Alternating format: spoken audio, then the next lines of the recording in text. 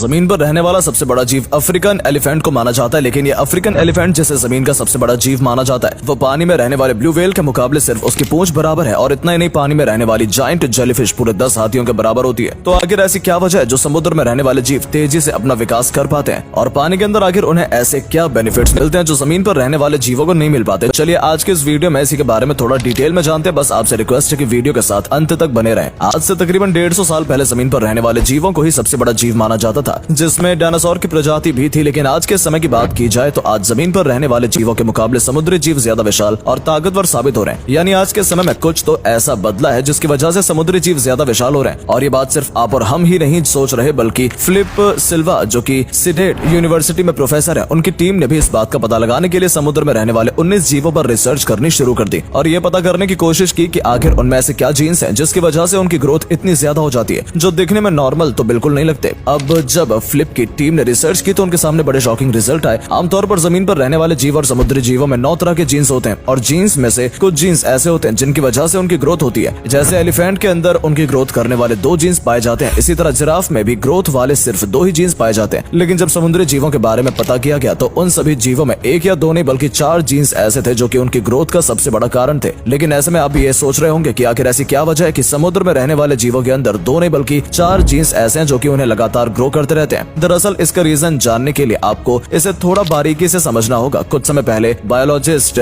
गोथियर चेपेला ने अपनी टीम के साथ मिलकर अलग अलग वाटर बॉडी से प्रॉन्स को इकट्ठा किया था, और इस तरह से उन्होंने तकरीबन 1800 प्रॉन स्पीशीज इकट्ठा किए और उसके बाद उन सभी 1800 स्पीशीज को एक दूसरे के साथ कंपेयर करना शुरू किया। और जो रिजल्ट उनके सामने आया वो ये था कि उन 1800 स्पीशीज में कुछ ऐसे थे जिनका साइज दूसरे के मुकाबले तकरीबन 6 गुना ज्यादा बड़ा था। इसके बाद उन्होंने सिर्फ उन स्पीशीज पर ही नजर रखनी शुरू की जो साइज में बड़े थे, और उसके बाद उनके सामने कुछ ऐसा रिजल्ट आया जिसे जानने के बाद सभी हैरान रह गए। दरअसल जितने भी छोटे स्पीशीज थे वो सभी शैलो वाटर में रहते थे, यानी पानी की ऊपरी सतह में, और जितने भी बड़ी स्पीशीज थे वो सभी डीप ओशन में रहते थे, यानी समुद्र के बिल्कुल गहराई में, क्योंकि समुद्र की निचली सतह का पानी काफी ठंडा रहता है जिसकी वजह से वहाँ ऑक्सीजन का प्रोडक्शन भी ज्यादा होता है। और यही एक बहुत बड़ी वजह है कि समुद्र की निचली सतह में रहने वाले सभी जीव आकार में बड़े होते चले जाते हैं, जबकि जो छोटे जीव होते हैं वो समुद्र की ऊपरी सतह में रहते हैं और वहाँ ऑक्सीजन का प्रोडक्शन इतना ज्यादा नहीं होता, जिसकी वजह से वो सभी समुद्री जीव आकार में सामान्य ही होते हैं। अब आप में से बहुत से लोग ये भी सोच रहे होंगे कि आखिर ऑक्सीजन से किसी जीव की ग्रोथ का क्या कनेक्शन हो सकता है, क्योंकि अगर ऐसा सचमुच होता तो ऑक्सीजन से जीव का साइज बढ़ता है, तो ऐसे में तो हम इंसान भी ऑक्सीजन ही लेते हैं, तो इसका असर तो हमारे ऊपर भी होना चाहिए था। दरअसल इस बात को थोड़ा और गहराई से जानने के लिए गुथियर चपेले ने एक और रिसर्च की और ये पता करने की कोशिश की कि आखिर ऑक्सीजन की वजह से इन जीवों का साइज कैसे बढ़ रहा है। तो इसका एक बहुत ही सिंपल सा कंक्लूजन निकलकर सामने आया। कंक्लूजन ये था कि आमतौर पर जितनी भी फिश होती हैं वो मुंह से ऑक्सीजन न लेने की जगह अपने गिल्स से ऑक्सीजन लेती हैं, और ये गिल्स ही उन्हें पानी के बीच में ऑक्सीजन लेने में मदद करती हैं। आपको बता दें कि यही एक बहुत बड़ी वजह होती है जिसकी वजह से फिश ज्यादा मात्रा में ऑक्सीजन लेती है और उनका साइज भी बढ़ता चला जाता है। यानी फिश की ओवरऑल हेल्थ में ऑक्सीजन का बहुत बड़ा रोल होता है, और उन्हें जितना ज्यादा ऑक्सीजन मिलता है उनके मसल्स और उनकी पूरी बॉडी भी उसी हिसाब से ग्रो होती रहती है, और फिर उस बॉडी को मेंटेन करने के लिए और भी ज्यादा ऑक्सीजन की जरूरत पड़ती है, और ये सिलसिला ऐसे ही चलता रहता है। लेकिन यहाँ हम बात सिर्फ फिश की नहीं कर रहे बल्कि समुद्र की गहराई में रहने वाले जीवों की भी कर रहे हैं। तो क्या उनके ग्रोथ होने के पीछे भी ऑक्सीजन की ही बड़ी वजह है? दरअसल ऐसा नहीं है, क्योंकि जैसा हमने बताया फिश के पास गिल्स होते हैं जिससे कि वो ऑक्सीजन ऑब्जर्व करती है, लेकिन समुद्र में ऐसे बहुत सारे जीव रहते हैं जिनके गिल्स नहीं होते। यहाँ तक कि समुद्र का सबसे बड़ा जीव ब्लू व्हेल के पास भी गिल्स नहीं है। इस बात को डिटेल में जानने के लिए मशहूर रिसर्चर एंडी टोआर्को ने उन जीवों को चुना जो कि पानी और जमीन दोनों पर रह सकते हैं, इसलिए उन्होंने मैंग्रोव रिवोल्यूस